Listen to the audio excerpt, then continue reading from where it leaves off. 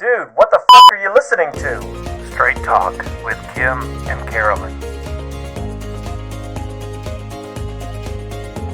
Welcome to another episode of Straight Talk with Kim and Carolyn. We tonight have an interesting guest, somebody who we all know and love. Loquacious. Yeah, I've heard it, but I would need to look that word up. So sorry. Chatty Cathy. Oh, this is true. Yes, this is true. Former Speaker Greg Hughes, former gubernatorial candidate Greg Hughes.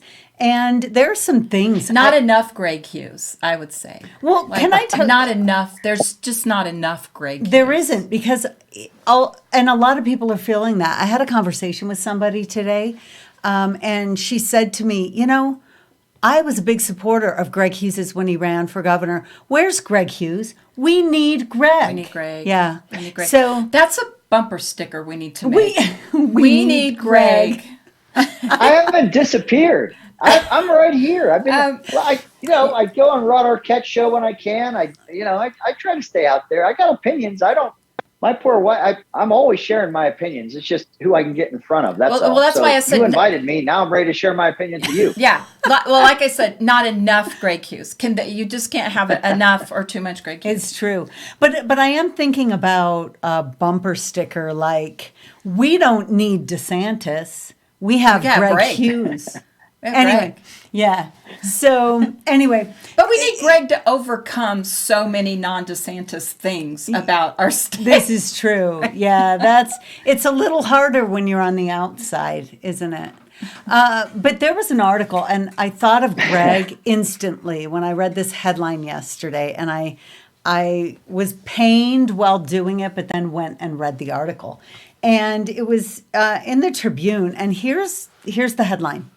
Radicalization of Davis County's Republican Party is a bad omen for Utah.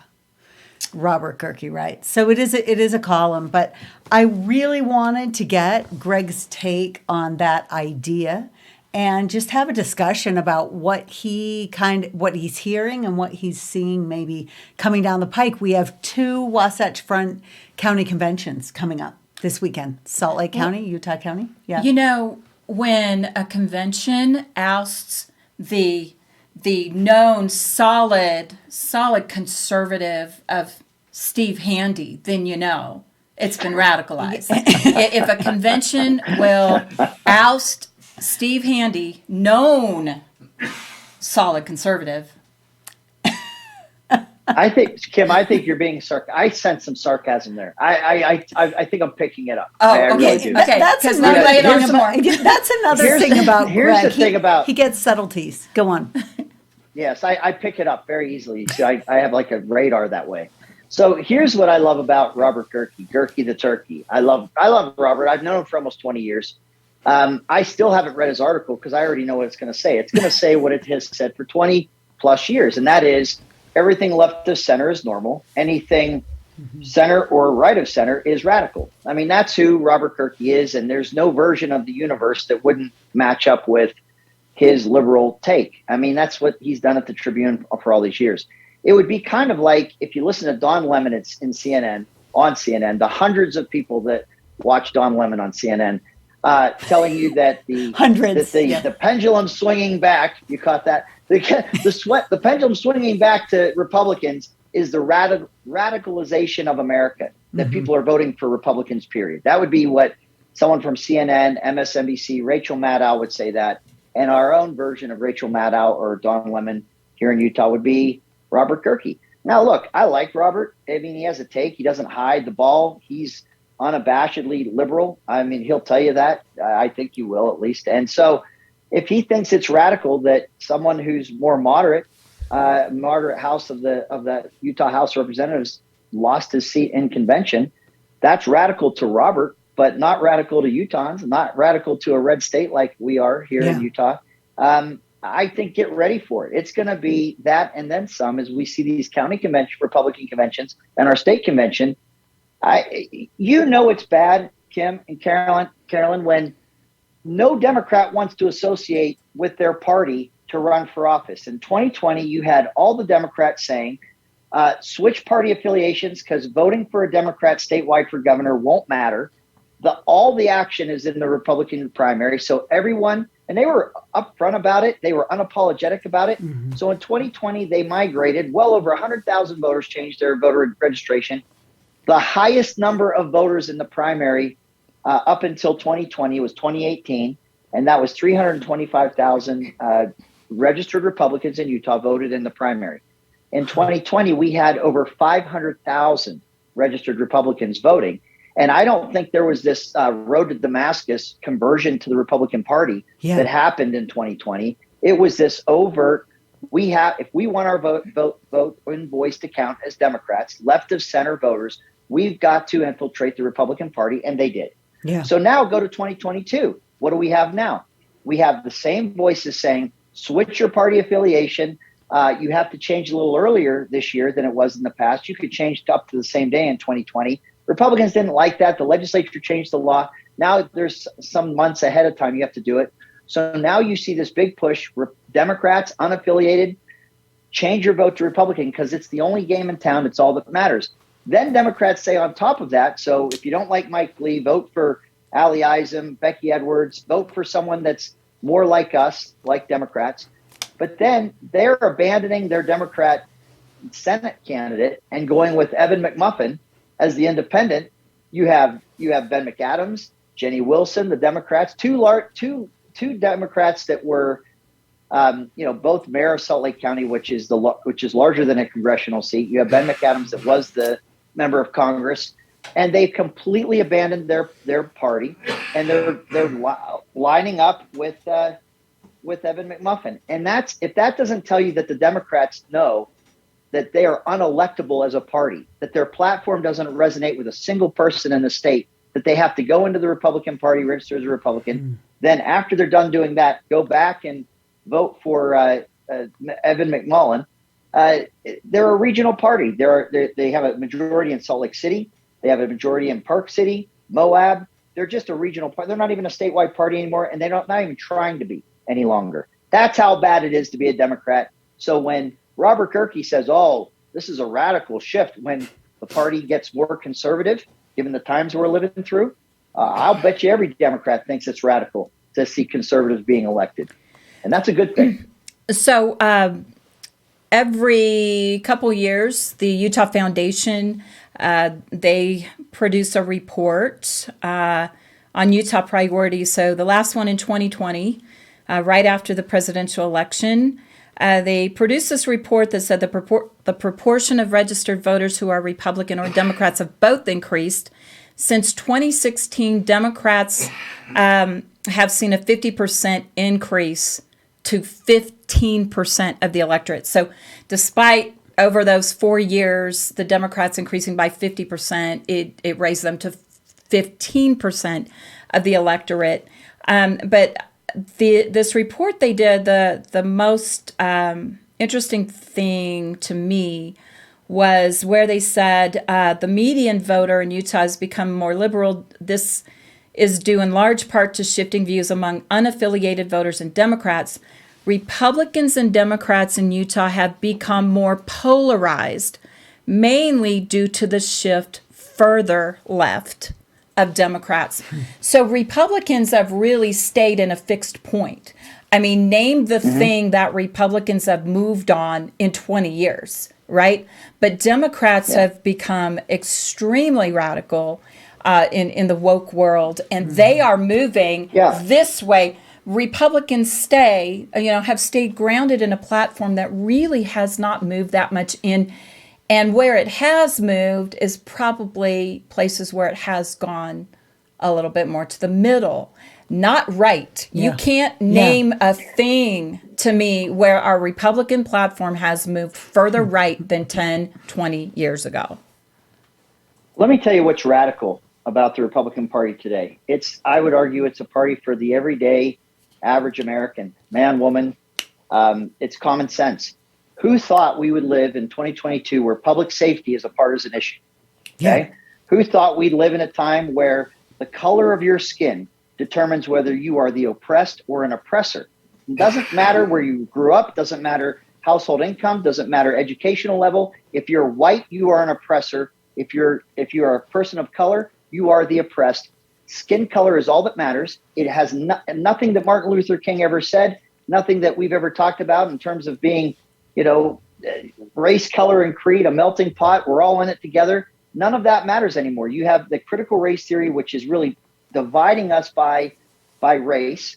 Look, the white supremacist and the Antifa, they actually have the same premise. They think that people are superior or inferior based on skin color.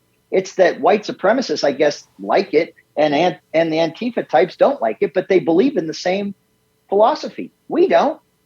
So our party is becoming the everyday common sense, everyday American, where we don't think it's all about the color of your skin. It's the content of your character. That's a political issue now. That's not a universal maxim as it was not long ago. How about your gender being a social contract and not something that's anything other than what you say out loud and you decide it's going to be, instead of chromosomes, which actually, so if you get Democrats or people that have affiliated as Democrats on an honest day, they like public safety. They don't think that they do think the content of your character is pretty darn important, not just the color of your skin. They don't think that your gender is just a social contract and something you declare one day or whatever that is. That we can and we have the ability to define that, and we should define it. Those are issues that are going to keep drawing the Republican Party stronger. More people are going to agree with us, and the social and cultural crusade of the left, the far left, getting further left. They're leaving people behind, and I think people appreciate common sense and straight talk more today than ever before, and that's manifesting itself in the Republican Party.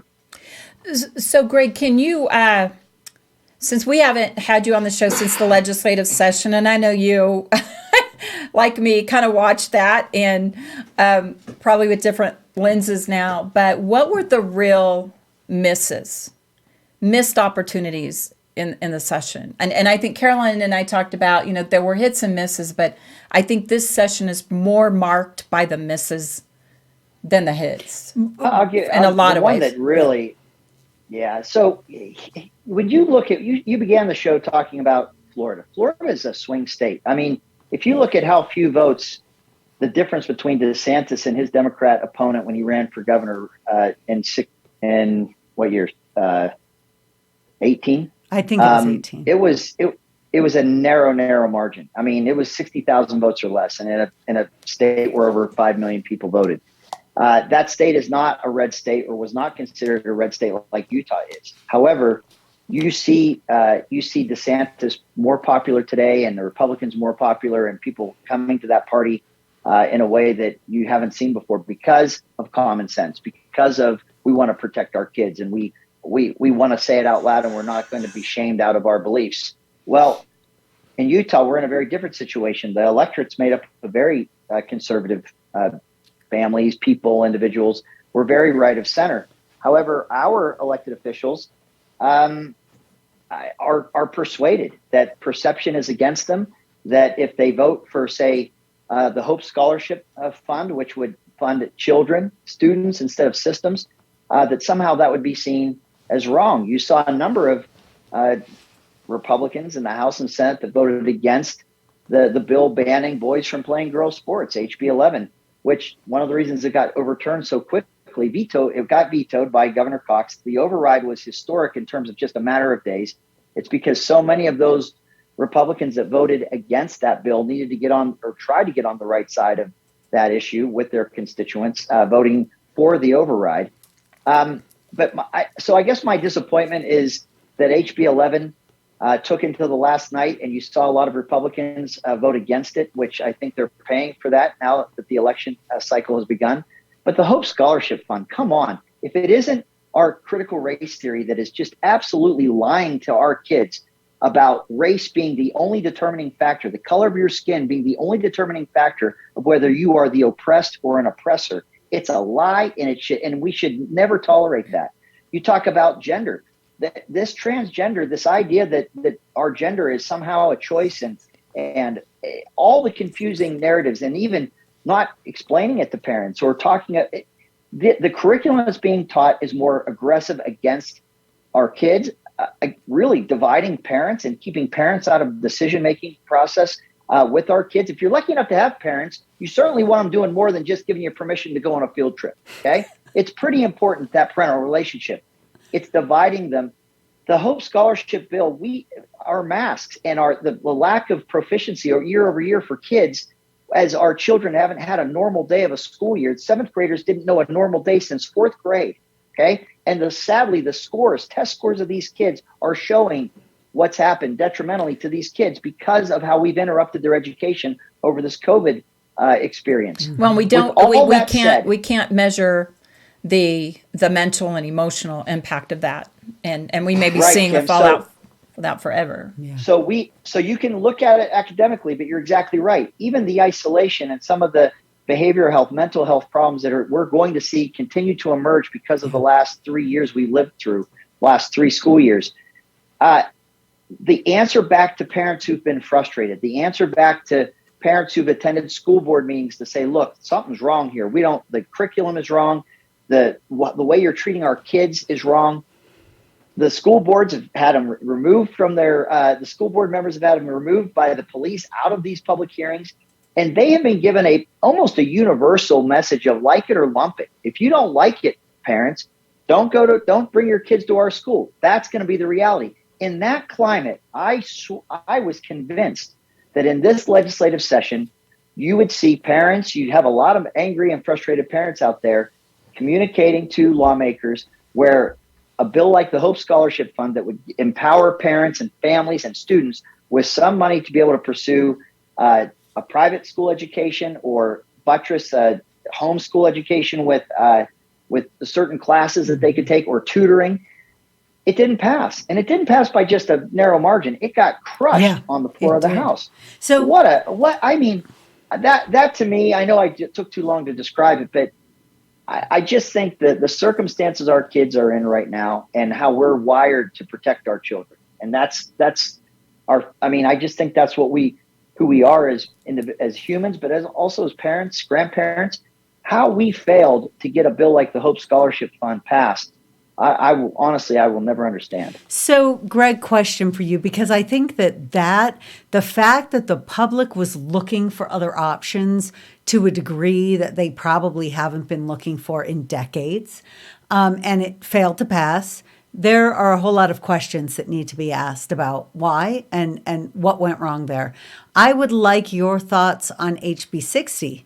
The bill that would basically ban vaccine passports, that also had tremendous support from the public and was defeated in the legislature or never adequately voted on all the way, with a whole lot of tricks going on throughout the entire process. So give us your thoughts on that.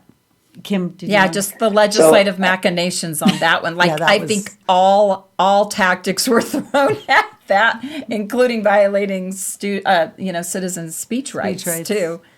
But so Kim, like all 3 of us have been part of the legislative process. Kim, we were colleagues. You were in the House. I was elected to the House. I served in the House. Carolyn, you were an incredible staffer. You were with us when I was speaker every day as we took on tough issues and the media and everything else. So we know this process pretty well. It's a lot of work in a short amount of time, but it is a fact that you can say no to a bill and you can kill a bill just by the clock running out, because it's 6.5 weeks. It's one of the shortest sessions in America. If you can take that process, which is designed, by the way, to make it hard to pass a bill and easy to kill a bill. And I like that. I think it should be hard to pass a bill and it should be easy to kill it, because only the best and most worthy pieces of legislation ought to be able to get across the finish line because there's so many steps you have to get through. Well, when you add on top of that, the politics of maybe some would like to kill the bill, but they don't want to be on record killing the bill. Well, then it starts to go a little even slower, and it starts taking a little longer to get from, the committee to the floor to the board, from the board, if it passes, to the Senate to a hearing. You start to see that even get slower. The fact that bill is early, it's HB 60. these bills are in chronological. Like when you get a bill that's like HB 417, it's because there are 416 bill files opened before you got to House Bill 417. When a bill is HB 60, this is a bill that was a bill file well before the session ever started. It was ready to go at the first day of the session. This thing was not being held up because it got caught up in bill drafting. This was an early bill. This hit the floor. This hit the process early. And for it to be pushed all the way to the end on the last night, and the Senate and House debates that you saw, that's not by mistake. That is a slow bake that occurs. And it's sad when you consider that. I think it was the Senate hearing. How many overflows? 5? I think it is a record in terms of public attendance. I chaired public education, where if we had an overflow of the public wanting to see a public education hearing that I was chairing, that was a big turnout. One overflow room is a big turnout. You don't get them very often. I can count on one hand, maybe 3 fingers, how often that ever happened. 5 overflow rooms on this bill. Yeah. And then you had the sad episode where someone has "We the People" on their shirt and a sticker, and people got arrested in ways that I wasn't familiar with the rules of a committee hearing, requiring someone to be removed or even arrested for situations like that. So what you just saw a lot of nonsense. You saw a lot of, I think the public was let down by that process, and the bill was as intuitive as the day is long. Look, this COVID thing, we're past any flattening the curve. It can't even say it with a straight face anymore. This is about power. This is about getting away with things that you can do under a so-called state of emergency that your legislative process would never approve. It's just a power grab, and it's a way to treat people en masse in ways that the normal processes of government and self-governance, we would never let this happen to ourselves. It can only happen in this time we've been in COVID, and where we tried to end this and stop this nonsense, and they killed the bill. And the bill, it's not going to go away. I don't think maybe COVID goes away and people stop requiring these mandates. But I think medical freedom, medical privacy, these are not issues to be taken lightly. Well, COVID's done. So, Greg, you need to get on the climate change train now, and all things climate change. Yeah. Wow. Yeah. So as you said, my theory on that, Kim, is that as we see this world become more secular, there's plenty of statistics out there and studies out there that show that sadly people go to church less. People are not identifying with faith of their family or worshiping. And I don't think that the founding of America happened at the Boston Tea Party. I really point to Plymouth Rock. I really point to religious liberty is why this country and its origins are so important. As you see that underpinning and that importance of freedom of religion and the ability to worship and all that comes with it, as you see that erode in our society, what takes its place? You see a religious zeal, but it's a secular zeal for climate change, for this transgender where gender doesn't matter anymore. It's for the thing. You see this.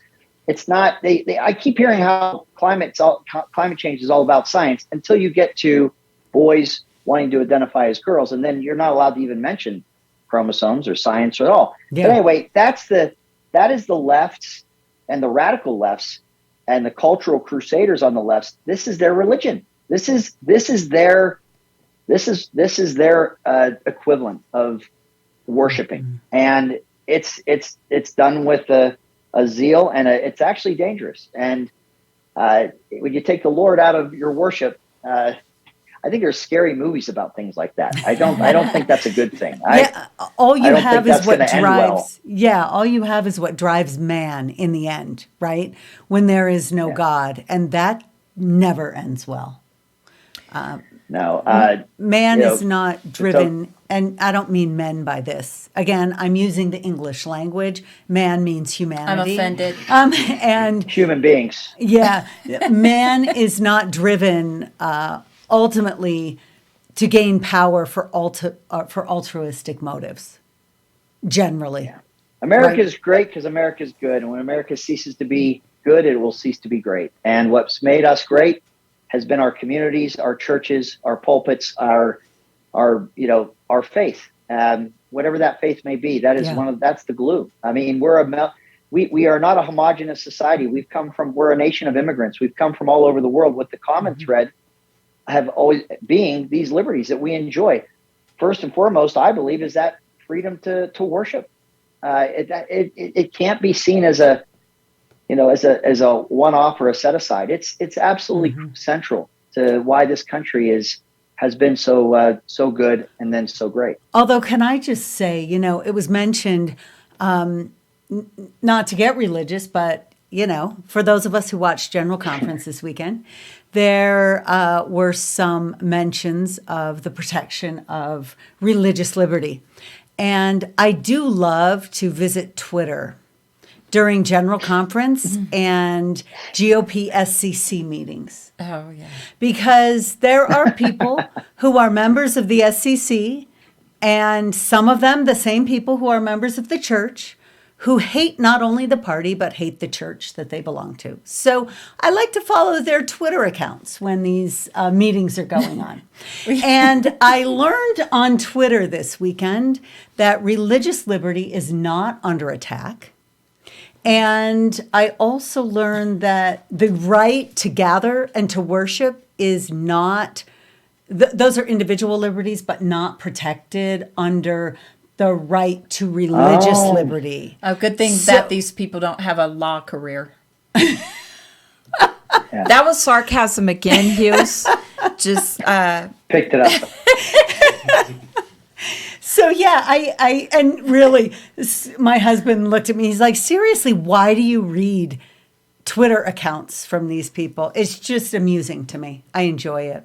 So, I loved it. I loved the talk. I think Elder Redland about religious liberty and how we have to stand up and we have to protect our right to worship, and that we can't let this be. We can't be shamed away from this, and we have to lean in. I also liked Elder Oaks talk about the proclamation of the family. I've been worried that in our proclamation from 1995 defining the family, even defining gender as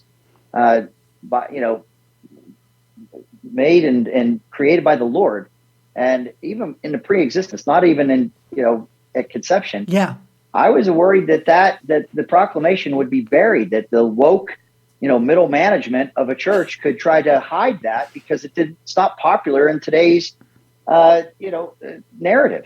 Yeah, and I have been worried about that. To hear such an unapologetic and actually strong case made for the proclamation of the family, at the same time loving everyone who may not agree with it, but to absolutely draw that line of sand and talk about the proclamation of the family, and it's central to our faith, to our families, to everything. I was so happy to hear that. And look, these are not messages that are just unique to our faith. I saw Krista, my wife, sent me it was on a Twitter account. It was a tweet where it said, you can tell it's like a Baptist church or something. And the sermon that's given is about, why don't you teach these kids how to read and quit teaching them how to go to hell? Because complaining about what these kids are hearing or learning in our schools have nothing to do. In fact, would take away the divine nature of who we are and what the Lord has created, and say that the Lord didn't create us or who we are. And anyway, I've heard powerful sermons, but then also it talks in conference about how central that is. And I was so glad this weekend to hear that. Well, Greg, let me ask you the question as we kind of wrap up that everybody asks you every day of your life. And we kind of started the top of this segment. What's next for Greg Hughes in the public arena? Can I answer before Greg answers? Supporting Carolyn. I was going to say he's on my campaign team. So that's right. I need Greg Hughes and his support, so he's fine. He's working hard. Yeah, but there's 24s right around the corner. So I've said I've been living life by Braille. I have not. I haven't ruled anything out. It just feels weird to be so finite about your life in any direction. You want to be open to possibilities. I am not planning any run. I'm not planning to run for anything. Running statewide is very expensive. It's hard when you're running for governor and you don't have any limits on how much you can raise per individual. Yeah. When you get into a federal race, you get $2,900 per election cycle, which makes it really, really hard. We're in our state, it doesn't cost as much to run statewide, but you better have $5 million at least, and you better know how.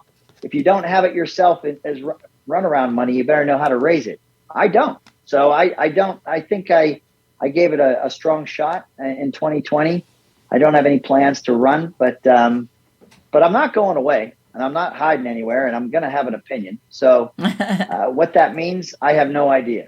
But other than I am supporting Carolyn and Pippin for, I don't even know what our House district is anymore. It's District 51, which I love because I represent District 51. What are we, 46? We're 46 now. What's the number? Yeah, District 46. You can say that again. Just say, I support Carolyn Pippin for House District 46. 46. Thanks. We were in the trenches together. We worked hard together in the House. She's a strong conservative. And I'll tell you what, I just feel like the times that we're in, this is why I feel strongly about this race. And, sometimes these races are hard. You might know, people on either side, candidates from each side. But I will tell you that we cannot make decisions out of fear, and we can't have debates in the House or Senate that are about, should we bring a bill out onto the floor that's not related to the policy or the issue, whether it's just the optics of it. The legislative branch is built for strength in numbers. You don't have to sit and wring your hands about perception. You do what's right. You stand by those issues. You fight for those issues. But that's what we need in times like this. We need more transparency in terms of the things that you say to your colleagues need to be the same things you're willing to say on the floor of the House, on the record, or in committee. And that's what I know about Carolyn Pippin is that there aren't different versions. There isn't the one that would speak to you one-on-one saying one thing, but would speak differently in a committee or on the floor. I know that about her, and that's who I want representing me in my district that I live in. So I support you all the way. Thanks, Greg. Nice. Thanks. So thank you for joining us tonight, and we will have you on again soon. I think it's always great to hear your perspective and your ideas after almost 2 decades as a public official and servant of the people in this state. I'm getting gray. I do this so the kids will give me some respect, So I put a little let the gray grow out. So is that really why? Okay. Yeah. So my daughter Sophie's very bossy. She's constantly bossing me around. I mean, we got to change that. So you may not change that. She's Krista's daughter. I'm afraid that's just how I think this is going to go down. Yeah, one can hope, but I think you might be right. So anyway, I love being with you too. I'm glad you're doing this podcast. Keep it up. I'm sure it's. I'm sure your numbers are through the roof. Just please keep talking. That's what we all have to do. Yeah. That's what I'm telling you. I'm not going to be quiet. I know you're not. We have to keep talking about these issues. There's more of us than of them. Yeah. They just censor us, so we think we're alone. We're not. There are so many more of us, and they've just shut down conduits of communication we got used to by way of social media. So keep it up, keep talking, and let people know that common sense is not dead. It really isn't. It isn't. Yeah. Thanks, Greg. We appreciate you joining us. Bringing straight talk. Okay, that is true. Always. Thanks. Always bringing straight talk, right? Yep. You can count on that from Greg Hughes. So I love the point he just made right there at the end, that what happens behind the closed doors, and this is where I've come down on some of the candidates that I'm supporting this year, is did they go behind closed doors and work to prevent important bills from coming out? Right. And then vote in support of them on the floor because they knew that's what their constituents wanted, right? Right. Which is very duplicitous. And one legislator who took a walk on an important vote. I mean, that just sort of offends everything about my sense of the democratic and representative process. Yeah. Is because she was so concerned about how her vote would affect her reelection that she walked on the vote. There is nothing more cowardly than that, right. And there is nothing so important to not have 50,000 people represented on an important vote because you took a walk. Right. And I hope the people that district really consider that, because I don't care what the rest of your record is. You walked when it mattered to your people. Yeah. Because you cared more about re-election. To me, that disqualifies you from re-election. And that is duplicitous, Right. right? And you say that as someone who's been there. Right. I haven't been there. You're about to be. I'm about to be. And that is something that I do think elected officials need to keep in mind. Are you being honest with your constituents? Because I really do think that honesty needs to be at the top of the list. Right. And I'll tell you, I think it was one of the first 2 or 3 conversations. I think it was the first conversation I had with the delegate after caucus night at my first meeting. And the delegate said, "Tell me about your integrity. Are you honest?"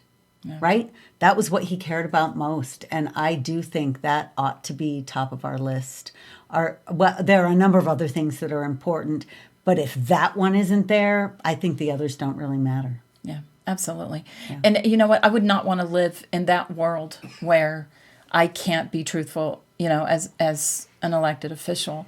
And I once had someone ask, you say you would vote your conscience and vote your principles. What if that's not what the district wanted? I would still vote my conscience and my principles. And if that doesn't align with the district, then I'm the wrong person. That's right. And it's time for you to put someone else in that place, or for me to step aside. But what I won't do is fake it and vote against my conscience or vote against the things that I hold true. But, if the day ever comes that you care more about your election, getting reelected, than representing. Yeah, well, and I think to that point, I think we've forgotten what representative government is. We do not live in a democracy. And there is a big push by some to call us a democracy, to act like we're a democracy, and to democratize everything. Right. And the fact of the matter is that in a free society where people are busy working and creating and providing, it cannot be also their full-time job to keep up on what's going on politically in the nation, in the state, in their local community, which is why we hire people to represent us. And we do that based on their philosophical outlook and our trust in them as individuals. And that's not to say that you don't listen to the people or that you don't solicit feedback from the people, because 100% tell me what I don't know. Yep. Inform me how this legislation is going to impact your family, your business, your personal. Tell me what I don't know to inform me. But then when it's time for me to cast a vote, it's going to be what I think is right all the time. And I don't know how, and we know there are people on the Hill that make calculated decisions and political decisions. I don't know how. That's not a life to me to try to live that way. And some of them don't even try to hide it, right? Yeah. They may from their constituents, but yeah, I do appreciate that point, though, right? You're right. And I saw this working for Speaker Hughes and working for Senator Lee. They only know what they know. They're almost in a bubble because there is so much information coming at them all the time. And so that communication with staffers who are talking to constituents or with constituents themselves, that matters. That's important. That does inform the process of working through what the right decision is. Right. Yeah. So I think right now where you're a candidate, or I've been a candidate in the past, I'm also a delegate, so I'm going to be casting votes this Saturday at convention. Unfortunately, you can't vote for me. I can't vote for you, but I think it's your duty as a candidate to expose yourself to the voters as much as you can. Let us inside of your mind. Let us know those principles that you stand on. Let us know the life experiences that inform your decisions, and then we vote for, what that you embody those things. Yeah. And so, and I know you're out there doing that. I know you're you're talking about it. Yes, I've had some tired weeks. This week, not as much because it's spring break for my district. So I front loaded all my meetings. Nice. And now I'm just playing. Now it's all the last minute things. Okay, so where can people find more information about you if you live in Draper and East Bluffdale. Bluffdale? Carolyn for UtahHouse.com. And same thing, I think, on Facebook. I should know that. But but you can find me on Facebook, Carolyn Phippen, and there are links there. But I think it's Carolyn for Utah House on Facebook. Okay, so I'm going to do one last plug, though. Because Carolyn is going to be, we're broadcasting this a little bit wider than just your 75, 80 delegates because you're going to be in a primary. I am. Because you're going to win the convention, but even if you beat the other guy by more than 60%. He went and paid to gather signatures, so he will be on the ballot no matter what. Yeah. And there was a race in one of the northern Utah county. Yeah, it was Davis County. Was it Davis County where one of the candidates got like 30% of the vote, but he's still gonna. I think that was Davis County. Oh no, that was Cache County. Cache County. And there was another Davis County one that was similar to But those are those radical counties, right? Those radical convention counties. But so, in which I still hate that.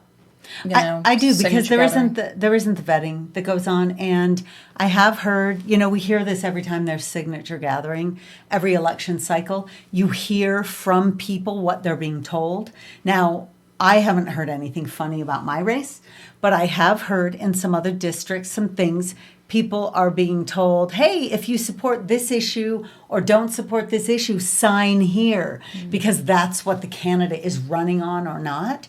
But they're not explaining to people that it is a signature for that particular candidate. So I do think we need to have a process for people to be able to remove their names. Number one, to receive follow-up information, being told what it was they signed for, and then a process to remove if they had incorrect. Here's something else they don't know is the law allows them only to sign for one candidate too. Correct. And so a lot of people don't know that. So somebody comes to the door and says, hey, I need signatures to get on the ballot. Will you sign mine? And I think a number of people would say, fine, more the merrier. They don't even know who they're running against most of the time. Yeah. So.